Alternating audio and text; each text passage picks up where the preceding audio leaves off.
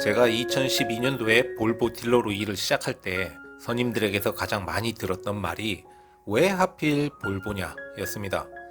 왜냐하면 당시 볼보가 중국 지리 자동차로 넘어간 지가 얼마 안 돼서 국내의 볼보는 중국차라는 이미지가 막 퍼질 때라 안 되던 영업이 더 힘들 때였거든요.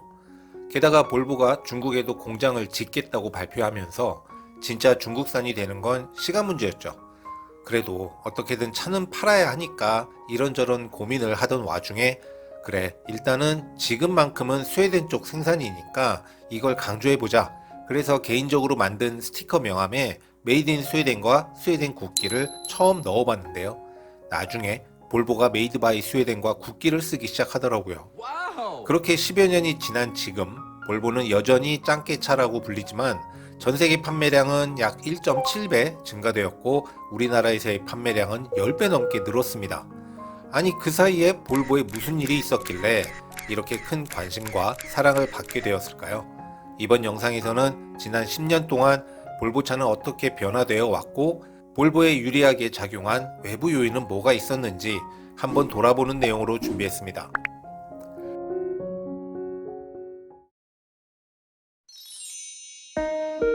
볼보는 원래 우리나라 수입 자동차 시장에서는 나름 1세대였던 브랜드였습니다. 하지만 90년대 수입차 시장이 점진적으로 개방되면서 미국산, 그 다음 독일산에 차례대로 밀리면서 볼보는 급격하게 그 존재감을 잃어가게 되었습니다. 그러다 아주 반짝 세상의 주목을 받았던 적이 있었는데 바로 2007년에 C30이 출시되었을 때였습니다. 진심 뒤태에 모든 혼을 다 갈아 넣었다고 할 정도로 디자인이 대단했던 지금 봐도 먹어줄 만큼 완성도가 높았죠. 뒷유리 자체가 게이트 역할을 하는 구조도 혁신적이고 테일램프가 살짝 눈웃음 형상으로 보이는 것도 인상적이었습니다. 하지만 무엇보다 C30은 기존 볼보가 가졌던 올드한 이미지를 벗어 던지고 젊은 세대에게 어필하고자 큰 마음 먹고 만든 투도어 해치백 모델이었습니다. 그래서 PPL도 피 빨아먹는 훈남과 야시하게 생긴 시골 여자가 거의 전쟁을 치르면서까지 애 낳고 잘 살아보겠다는 영화에 나왔었죠. C30은 출시하자마자 전 세계적으로 인기를 끌었는데요. 당연히 주된 요인은 디자인이었기 때문에 이와 관련한 상도 많이 받았고 우리나라에서도 제법 많이 팔리면서 인기가 좋았습니다. 당시를 전후로 국내 볼보 판매량 기록을 보면 저렇게 살짝 티가 날 정도였죠. 투도어 해치백인 점을 감안하면 상당한 성과였다고 생각합니다. 볼보는 C30을 통해서 모처럼만의 회사 분위기가 크게 고무되었는지 C30을 베이스로 다양한 시도를 했는데요. 잘 알려지진 않았지만 C30 전기차도 개발했었습니다. 스펙이 배터리 용량은 24kW 시에 모터 성능은 85kW로 지금의 C40과 비교해보면 정말 별 볼 일 없는 스펙이었죠. 제로백은 10.5초에 최고 속도는 130km고 집밥으로만 충전이 가능했는데 완충에는 총 8시간이 걸렸으며 최대 150km 주행할 수 있는 수준이었답니다. 당시 400대 한정에 가격이 77,000달러로 너무 비싸서 주로 관공서에서 리스로 구매해서 시범적으로 운용되었답니다. 여기에 무선 충전 기술까지 연구를 했었는데 차도 이 기술도 상용화에 성공하지는 못했다고 봐야죠. 당시에는 전기차에 대한 가능성을 누구도 장담하지 못했을 때였죠. 단 이 형님만 빼고요. 테슬라는 당시 로드스터의 시험 한정 생산을 끝내고 모델 S를 막 시장에 내놓을 때였습니다. C30은 12년형에서 페이스리프트가 되었지만 시티 세이프티나 신형 인포테인먼트가 포함된 인테리어의 변화 없이 최초의 사양을 대부분 유지하다가 13년형을 끝으로 단종되었습니다. 데뷔 당시에는 큰 주목을 받으면서 화려하게 데뷔를 했지만 원히트 원더로 그 인기가 오래가지는 못했는데요. 여기에는 투도어 해치백이라는 태생적 한계도 큰 이유였던 것 같습니다. 해치백의 최강자 골프도 16년도에 투도어 모델의 생산을 단종했을 정도니까요. 이후에 C30의 빈자리를 4도어 해치백인 V40이 대체하게 되는데요. 당시 기준으로는 엔트리급 소형 차량인데 사양만큼은 정말 대단했던 회심의 신모델 V40은 어땠을까요?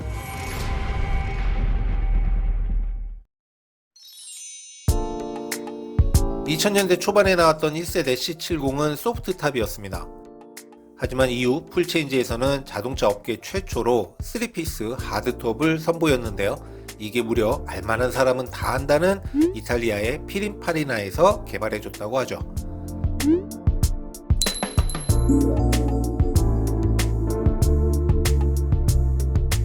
이 3피스 구조의 최대 장점은 커버할 수 있는 범위가 앞뒤로 길다는 점인데요. 그래서 찐 4인승 컨버 모델에서는 이 3피스 하드톱이 적격이었습니다. 컨버터블 모델에는 구조적으로 커튼 에어백이 들어갈 수 없다는 약점이 있었는데 볼보는 도어에서 전개되는 에어백을 세계 최초로 개발해서 이를 커버할 정도로 안전에 진심이었습니다.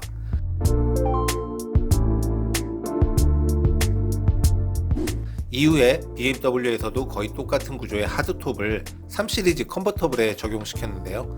우리나라에서는 이 BMW 하드탑이 그래도 꽤 인기를 끌었지만 C70은 BMW보다도 저렴한 가격에 할인도 많이 했지만 전륜구동 베이스의 올드한 실내 디자인 그리고 엠블럼이 볼보였기 때문에 큰 인기는커녕 거의 안 팔리는 수준이었습니다. 그래서 늘 전시장 센터에 뚜껑 열어놓고 세워두면서 매장 분위기나 띄워주는 소품의 신세를 면치 못했습니다. 2010년대 전후에는 수많은 메이커에서 브랜드 이미지 고취와 제품 라인업을 풍성하게 하기 위해 컨버터블 모델을 만들어내는 나름 감성이 충만했던 시기였습니다. 그렇게 컨버터블 모델이 다양하게 시장에 나오니까 IIHS에서도 컨버터블 충돌 테스트를 특집으로 진행했는데요.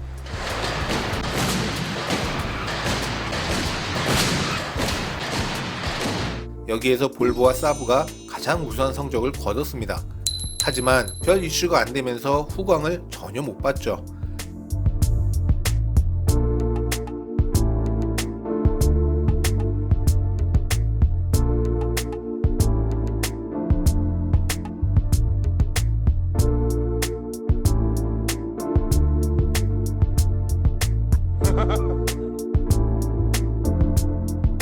사실 10여 년 전만 해도 뚜껑 열리는 차를 끌고 다니는 게 쉬운 분위기는 아니었습니다.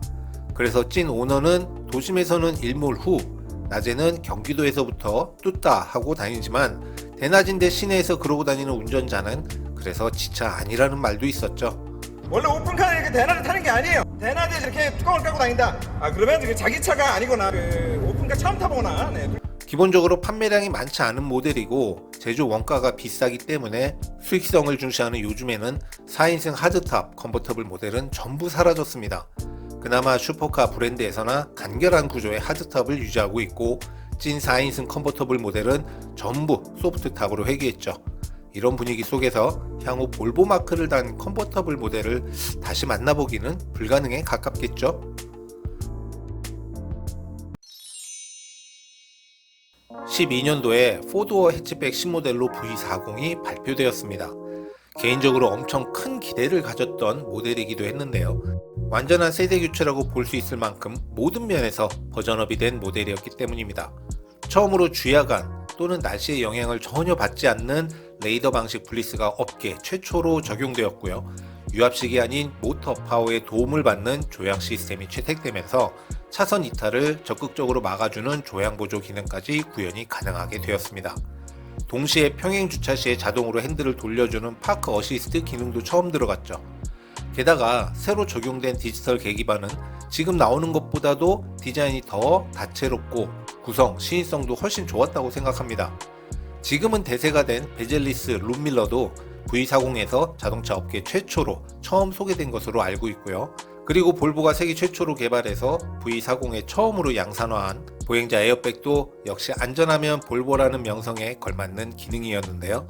아쉽게도 낮고 보닛이 짧은 차량에 특화된 안전장치라 요즘처럼 보닛이 긴 세단 모델이나 차고가 높은 SUV에는 불필요해서 그 적용이 확대되지는 못했습니다.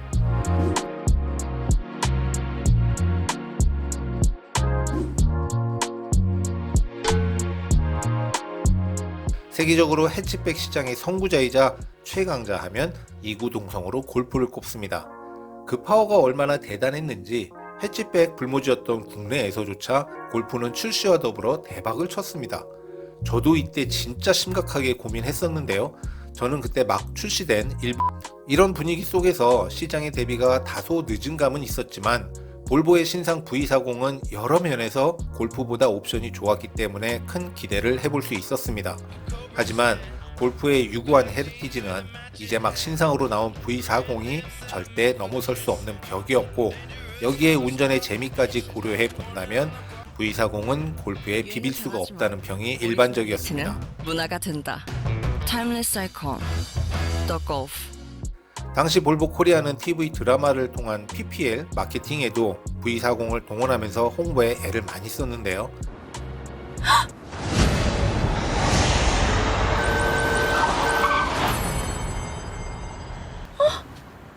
멈췄네? 나 브레이크 안 밟았는데? 아주말 위해서 자동으로 멈추는 기능이 있는 차를 골랐지. 아쉽게도 필드에서는 그 효과를 체감할 수 없었습니다. 일단 좀 길에 굴러다니면서 대중에 많이 노출이 돼야 하는데 일단 첫 출고부터가 안 되니까 나중에는 결국 직원 특판이 생기면서 저도 이때 V40을 한 대 분양받았고, 이게 저의 첫 볼보차였습니다. 볼보의 V40이란 차종에서 주유구를 통해 물이 들어가는 현상이 확인됐습니다. 그리고 얼마 되지 않아 V40에 악재가 되는 일이 터졌는데요. 바로 캠리스 주유구를 통한 수분 유입 논란이 터졌을 때 볼보 코리아의 대처가 너무 미온적이었고 어설펐던 일이었습니다. 물이 들어가는 게 괜찮은 거예요? 그동안 결함을 부인했던 종국에는 케이블 뉴스에서 공중파 뉴스로까지 이 일이 커지면서 V40의 이미지에 큰 타격을 입혔는데요. 개인적으로는 저렇게 기준 없이 물을 들이붓는 시험 방식도 잘못됐고, 유사한 캠리스 주유구를 가진 타 브랜드 차량도 함께 비교했어야 정확한 검증이 되었을 건데, 기준 없이 막무가내 시험이 공개적으로 진행되면서 볼보가 V40에 처음 도입한 캠리스 주유구의 구조적인 문제처럼 보여진 거죠. 결국에는 나중에 리콜도 시행했지만 그럼에도 논란은 계속되었고, 22년도에는 고무 커버까지 무상으로 장착해주는 지경에까지 이르렀습니다. 차는 18년도에 단종이 되었는데 말이죠. 한창 잘 나가야 했던 시기에 이 문제로 오랜 시간 옥신각신하면서 결국 V40은 소비자의 눈 밖으로 나가게 되었던 것 같습니다. V40은 중간에 CC 모델도 추가되었고 17년형에서는 굳이 패밀리 룩을 맞춘다고 토르망치 램프로까지 바꿔줬는데요. 지금의 볼보에서는 꿈도 꾸기 어려운 일이죠. 그렇게 진정성 있는 페리까지 했는데도 결국 19년형을 마지막으로 후속 모델 없이 단종되면서 볼보의 해치백은 그 명맥이 완전히 끝나게 되었습니다. 때마침 SUV 유행이 전 세계에 불어닥치면서 세단도 예전 같지 않은데 소형 해치백은 더더욱 설 자리가 없었던 것 같습니다. 국내에는 신형 엔진 T5에 올휠 드라이브가 조합된 차량이 소량 들어왔었습니다. 수입 해치백 중에서는 아마 최고 사양이 아닐까 싶은데요. 이 차량의 중고차가 떴다, 이력도 나쁘지 않다, 그러면 세컨카로 한번 구매해 볼 만한 모델이라고 생각합니다.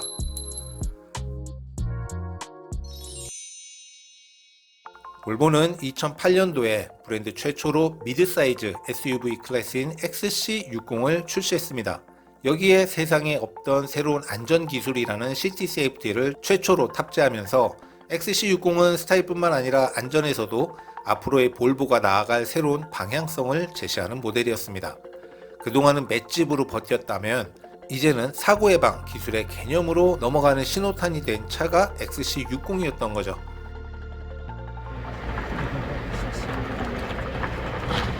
It worked fantastic.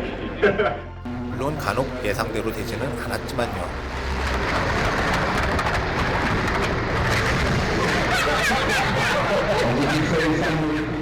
볼보는 저런 개쪽을 수차례 겪으면서 그 기능을 완성시켜 왔는데 남들 안 할 때 총대 메고 했던 거니까 이 부분은 높이 평가되어야 옳다고 봅니다. 그리고 지금은 이 긴급제동 기능이 필수로 들어가는 세상이 되었죠. 이토록 볼보의 야심찬 첫 도전이었던 XC60은 다행히도 시장에서 좋은 평가를 받으면서 성공적인 데뷔를 하게 되었습니다. 저는 이 차를 처음 봤을 때 사실 다른 어떤 부분들보다 투톤 가죽 시트에 적절하게 섞인 우드가 주는 실내 분위기가 이런 게 수입차구나 라는 느낌을 줄 정도로 정말 고급스럽고 아늑해 보였습니다. 게다가 부스터 시트란 것도 처음 접해보았는데요. 베이비용과 어린이용은 보조 시트가 달라야 한다고 볼보는 이야기했던 건데 이것 때문에 볼보 산다는 분도 꽤 많이 봤습니다.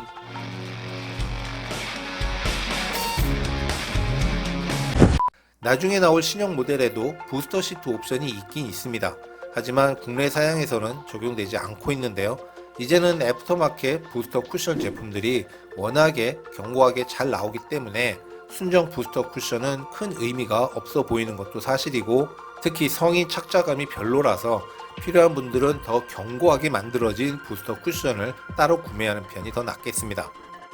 XC60은 14년도에 페이스리프트가 되면서 엔진을 포함한 많은 부분들이 업그레이드가 되었습니다. 그리고 때마침 SUV가 유행을 타면서 이때부터 XC60은 수입 전륜 SUV로는 가성비가 아주 훌륭한 차량으로 주목을 받게 되는데요. 그 전까지는 S60과 도토리 키재기였다면 이때부터는 XC60이 명실상부 볼보의 제1선발이 되었습니다. 성형에다 심장 교체까지 받고 나니까 15년도에는 유럽에서 가장 많이 팔린 미드사이즈 SUV로 집계되기도 했죠. 하지만 XC60에도 한 가지 아쉬운 부분이 있었는데요. 올휠 드라이브 사양이 경쟁력이 없었습니다. 여기에는 디젤 5기통 2.4L 엔진과 가솔린 3.0 6기통 엔진만 적용되었는데 두 엔진 모두 단종이 임박했었거든요. 특히 XC60 T6 같은 경우는 연비가 거의 폭망 수준이었고 당시만 해도 디젤이 대세였던 분위기라서 사는 사람이 거의 없었습니다. 그런데 세상이 또 변했죠. 만약 3.0 6기통 엔진이 지금도 계속 유지되었다면 찾는 분들이 예전보다는 좀 많았겠죠.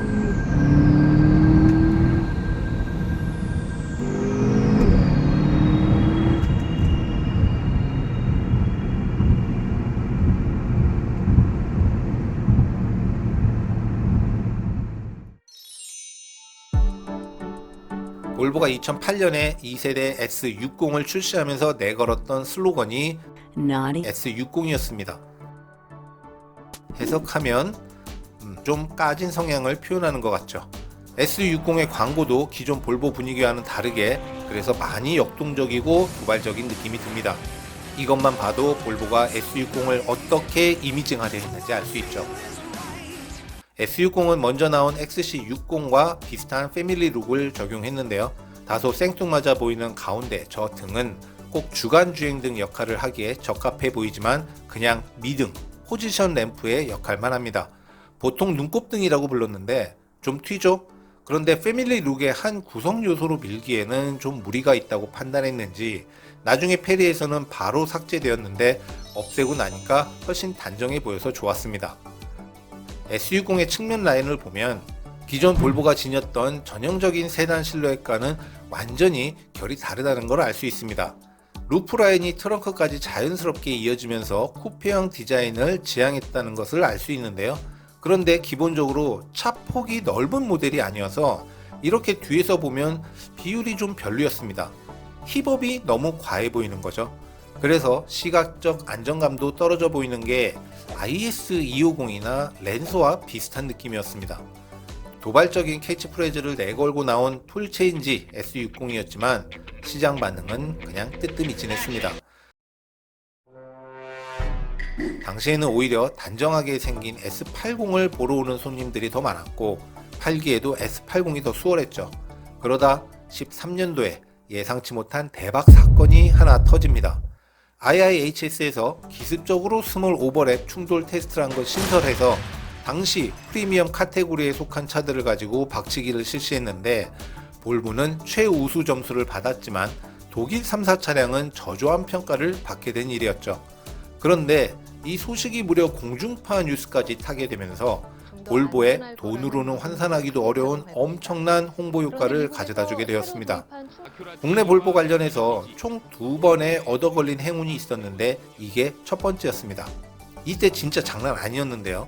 확실히 매장에 방문객도 많아졌고 관심을 가지고 보면 그제서야 보이는 볼보의 좋은 옵션과 구성도 좋은 인상을 주면서 비로소 볼보를 선택하는 분들이 늘어나게 되었습니다.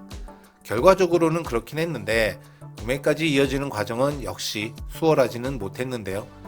당시에는 일대 강남 소나타였던 렉서스 ES가 저물고 BMW 520으로 넘어가는 시기였는데 이 시기에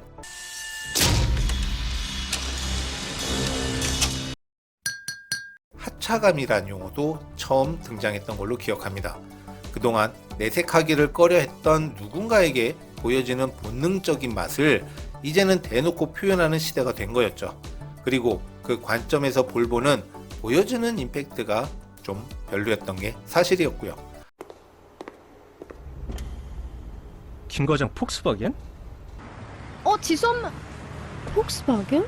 누구네는 폭스바겐 샀대라는 광고, 저런 게 먹힐 시대를 우리가 지내왔다는 게 신기할 정도인데, 폭스바겐인데? 고급 수입차는 독일차라는 공식이 폭스바겐에게까지 투영되면서 브랜드의 실질적인 위상은 폭스바겐이 더 높았죠. 게다가 볼보는 중국차라는 이미지까지 갖고 있던 터라 그래서 볼보보다는 폭스바겐이었고, 조금 무리하면 BMW나 아우디를 할인받아 살 수 있었습니다. 여기에 빌런들의 입김까지 더해지니까 실질적으로 내방객들은 많았지만 출고까지 이어지는 그 과정은 험난했던 거죠.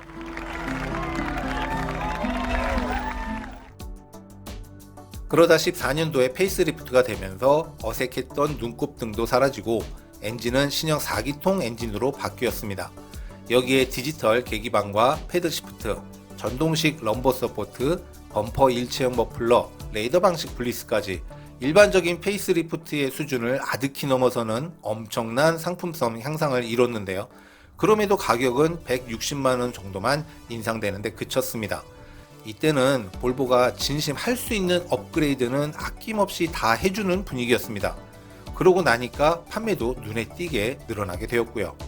제가 볼보의 성의 없는 패리와 원가 절감을 자주 언급하고 비판하는 이유가 이런 볼보의 전례를 봐왔기 때문입니다.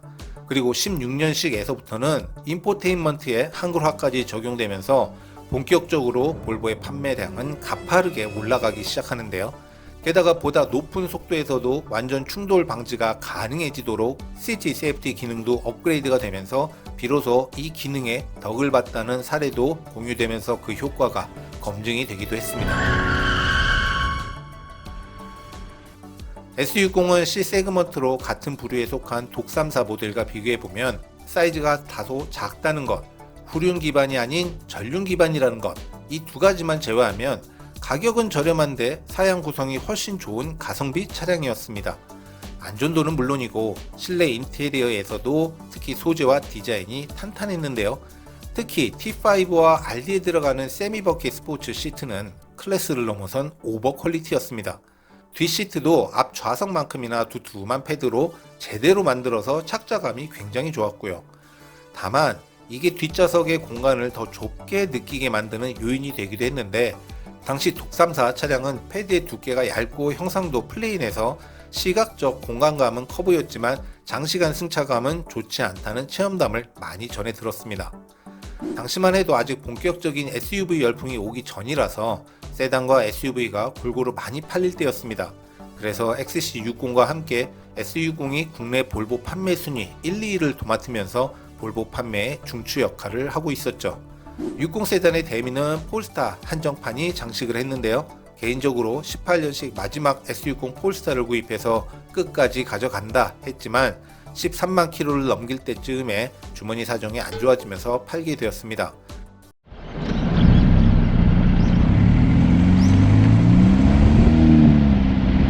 극혐하는 팝콘 사운드 없이 BGM으로 삼기 딱 좋은 과하지 않은 배기음이 특히 좋아서 타는 동안 정말 내내 즐거웠습니다.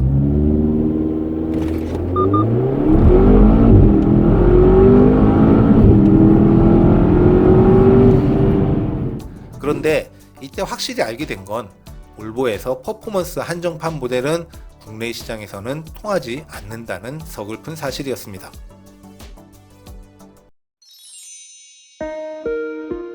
볼보는 일반적인 외건형 외 키높이 버전으로 CC 라인업이 있죠. 현재 신형에서는 CC 버전만 수입 판매하고 있지만 구형 때는 이 두 가지가 모두 들어왔습니다. 그런데 다들 아시듯이 국내 시장에서 외건은 힘들죠. 당연히 V60의 판매도 저조했습니다. 하지만 V60cc는 많이 달랐는데요. 단지 키높이 사지 연장수를 받았을 뿐인데 차가 훨씬 더 커 보이는 마법 같은 착시 효과를 준 거죠. 여기에 볼코가 애초 의도한 건지는 모르겠지만 가격 책정을 좀 이상하게 했습니다. V60cc가 V60보다 고작 100만원만 비쌌는데 사양을 비교해보면 V60을 압살할 정도로 CC가 좋았거든요. 전면 유리, 열선에 측면 이중 유리, 세미버킷 스포츠 시트의 임시 타이어, ECM 사이드미러, 여기에 자기장 분위기가 나지 않는 우드 패널을 넣었고 출고 사은품으로 자전거 패키지나 아우팅 패키지를 내걸었는데 그런 사은품 여부를 따져보지 않아도 CC가 월등히 사양이 좋았는데요. 그래서 특히 CC D4는 구형 볼보 기준으로 최고의 가성비 모델이었습니다. 저도 그래서 V60 CC D4를 출고했었는데 마침 이 차를 뽑았을 당시에는 제가 지방으로 엄청 돌아다닐 때라 잘됐다, 신형 디젤 엔진 내구성과 유지 비용을 직접 검증해보자 해서 20만 킬로를 목표로 삼고 6개월 만에 무려 4만 킬로를 탈 정도로 정말 엄청 돌아다녔습니다.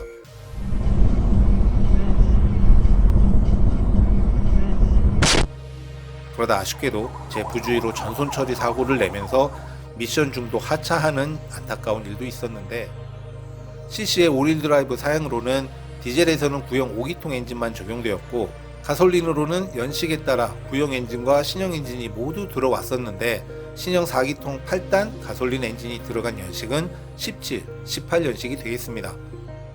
V60 모델에 한 가지 아쉬운 부분이 있다면 테일게이트가 전동식이 아니라는 부분입니다. 트렁크를 자주 사용하는 유저나 여성 운전자분들에게는 이 부분이 좀 아쉬울 수 있겠습니다. 전시장에서 처음 봤을 때는 와, 진심 이렇게 올드해 보이는 걸 누가 사나. 같은 연식의 독삼사 세단을 보면 S80은 너무나도 고식 같아 보였습니다. 세련미라고는 1도 느껴지지 않았으니까요. 그러다 14년도에 폐리가 되면서 앞모습은 단정해지고 뒤 테일램프 하우징은 그대로였지만 광원이 전구에서 LED로 바뀌면서 그래도 꽤 요즘차스러운 모습으로 바뀌었습니다. 실내도 당연히 많이 업그레이드가 되었고요. 이후부터 그렇게 폐리된 S80을 계속 보다 보니까 점점 이게 괜찮아 보이는 뇌이징 현상을 처음 경험하게 되었습니다. 비싸 보이지도 요란하지도 않은 디자인이라 조신하게 수입차를 타고자 하시는 분들에게는 딱이었는데요. 그래서 공무원, 직업군인 분들에게도 몇 대 팔아본 기억이 있습니다. 기본적으로는 E클래스와 5시리즈, A6와 같은 세그먼트에 속해 있지만 함께 비교되는 경우는 국내외를 막론하고 거의 찾아보기 힘들었습니다.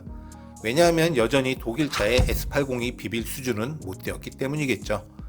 S80은 볼보에서 플래그십이었던 모델이라 고향인 스웨덴에서는 왕실 행사에서 공식 의전용으로 사용되기도 했습니다. 그래서 이기제큐티브 트림도 나왔었는데 가격이 정말 곤란한 부분이 있었죠.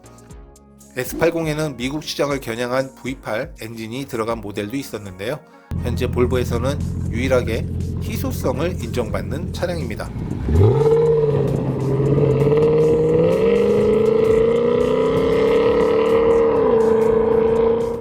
S80은 볼보 모델 중에서 XC70 다음으로 가장 물렁한 서스펜션 세팅이 되어 있어서 150 이하의 주행 승차감은 구형 모델 기준에서는 제일 좋았습니다.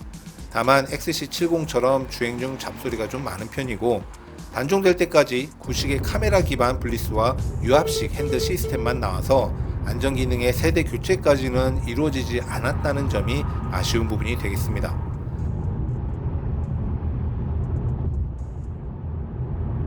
(2007년에) 만들어진 S80의 충돌 안정성은 2014년에 시행된 스몰 오버랩 테스트에서 역시 최우수 등급을 받으면서 당시 기준 미국에서 판매되었던 모든 볼보는 탑 세이프티 픽 플러스를 받는 성과를 기록하기도 했습니다. 여기에서 XC90은 무려 2001년에 만들어진 모델이 베이스인데요. 14년에 시행된 테스트에서 9등급을 받으면서 충돌 테스트계의 레전드가 됩니다.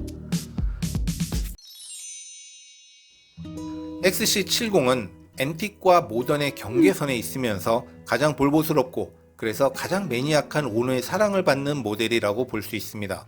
그 정도로 오너분들의 만족도가 가장 높은 모델이라서 체감적으로는 오너의 회전 주기가 가장 긴 볼보 모델이 아닐까 싶습니다. 각진 정통 외건형 스타일의 D필러가 가장 큰 매력 요소로 꼽히고 두 번째가 크레딩이라고 불리는 아치형 파츠가 들어간 디자인인데요. 선대인 V70XC에서 처음으로 이 디자인이 적용된 것으로 알고 있습니다. 지금의 CC 컨셉의 시초인 셈이죠. 유튜브에서는 덤프와 충돌했는데도 운전자가 창밖으로 자력으로 기어나오는 영상의 차로도 유명하지만 그보다 훨씬 이전에는 도망치는 아우디를 뒤집게 하는 경찰차로 아는 사람은 알아줬죠. 승차감은 볼보 모델을 통틀어 가장 물렁한 편이라서 고속 주행보다는 중저속 영역에서의 승차감에 더 포커스가 맞춰진 편인데 리보매트 리어 서스펜션이 들어간 일부 연식 70은 더 물렁해서 옛날 미국차 같다라고 말하는 분도 있습니다. 그래도 중저속 구간에서는 안락한 승차감을 주니까 모델의 컨셉에는 부합하는 세팅인 거겠죠.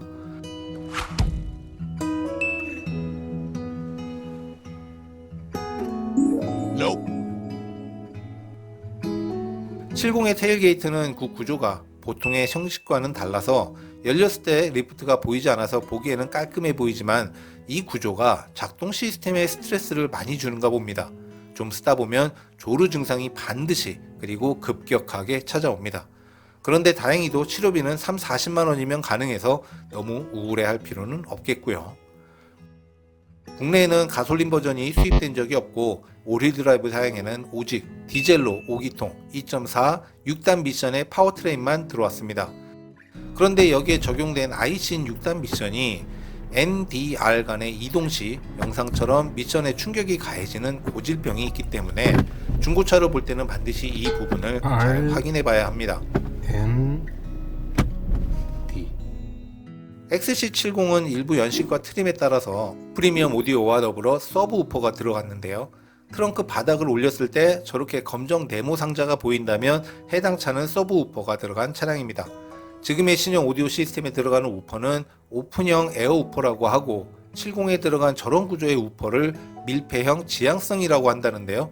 저 형태의 우퍼 특징이 펀치력이 엄청나서 베이스를 좀 올려놓으면 가득이나 잡소리가 많은 70인데 이러다 어디 볼트 하나 풀리는 거 아닐까 우려될 정도로 강력한 저음이 차 전체를 흔들어 버리는 게 정말 대박이었습니다. 70은 국내에 16년식이 마지막이고 이때 들어갈 수 있는 모든 옵션을 다 때려놓고 나온 D5 인스크립션 차량이 있었는데요. 70을 좋아하는 분들의 최종 수집 목록이기도 합니다. 개인적으로 인스크립션을 총 9대를 팔아봤는데요. 8년이 지난 지금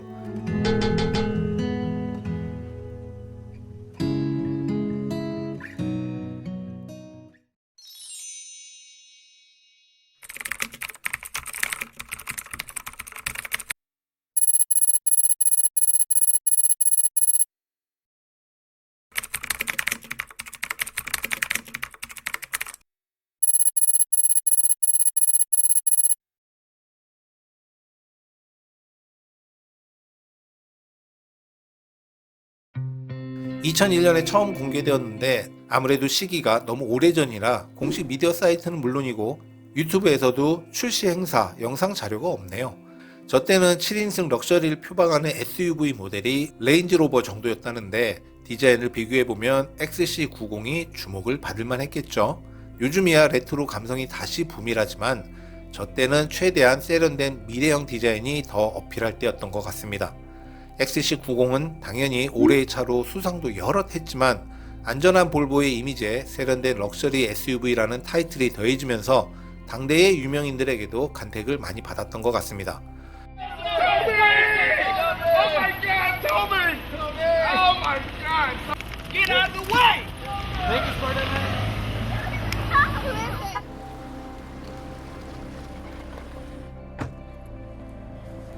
In Los Angeles, California, that there was a high-speed chase, and this happens almost every day, so there's nothing new. But what was different about this story was that the robbers were throwing money out of the car. They are being pursued in a black Volvo. We don't know. 최근에는 은행 강도가 경찰을 따돌리려고 돈을 길에다 막 뿌리는 회피수를 보이는데 그때 도주용으로 사용되면서 잠깐 이목을 끌기도 했습니다. XC90은 2014년에 IIHS에서 실시한 기습 스몰 오버랩 테스트에서 13년 전에 출시된 모델임에도 올 굿 등급을 받을 정도로 안전하다는 것이 확인되었는데요. 이때 누군가의 배알이 꼴렸는지 S60, S80 때는 아무 소리 없다가 XC90까지 좋은 성적을 받으니까 저렇게 비껴가는 건 볼보의 꼼수라는 말도 나왔습니다. 그리고 역시 한때 되게 유명했던 사례로 지프의 그랜드 체로키가 무스 테스트에서 불안한 거동을 보였던 테스트 영상인데요. 이 1차 테스트 이후에 지프 본사 미케닉이 참여해서 2차 테스트를 다시 진행했습니다. 결과는 차의 전복 위험 요소는 어느 정도 해결했지만 타이어가 못 버티고 계속 터져버리는 해프닝이 발생했는데, 이때 비교 사례로 삼았던 것이 XC90이었죠. 나름 박치기 맷집뿐만 아니라 주행 안전성에 관한 제어 시스템에서도 볼보가 실력이 나쁘지 않다는 걸 엿볼 수 있는 부분이었습니다. 우리나라에서는 페리전 XC90에 V8 엔진이 들어간 차량도 들어왔었는데 역시 희소템으로 중고시장에서는 찾아보기가 어렵습니다. XC90은 2007년에 소소한 페이스리프트를 거칩니다. 앞모습은 살짝, 그리고 뒤테일 램프는 곡선의 LED 광원으로 바꾼 정도였는데요. 이때 위아래로 선형으로 이어진 테일램프 스타일이 지금의 볼보 XC 시리즈와 V 시리즈의 시초가 되었다고 봅니다. 1세대 XC90은 16년도에 2세대 XC90이 나오기 전까지 약 15년 정도 쓰였으니까 진심 사골 중에 사골이었던 모델이었습니다. 1세대 XC90은 상하단이 따로 열리는 테일게이트 구조였습니다. 반면 2세대는 원피스로 크게 열리는 일반적인 구조라서, 그래서 작은 짐을 싣고자 할 때는 상단만 열어도 되는 구형의 테일게이트 구조가 나름 쓰임새 면에서는 더 괜찮았을 겁니다. 하지만 이런 구조, 이제는 롤스로이스나 레인지로버, BMW처럼 고가의 럭셔리 SUV에서만 볼 수 있게 되었는데, 볼보도 이걸 XC90의 시그니처처럼 계속 유지시켜 왔으면 어땠을까 하는 아쉬움이 남습니다. 그렇게 1세대 XC90은 총 63만 대가 생산되었고, 마지막 생산 차량은 볼보 XC 모델 라인업의 대표 컬러죠. 트윌라이트 브론즈 컬러로 색을 입혀서 바로 박물관으로 직행하게 되었답니다.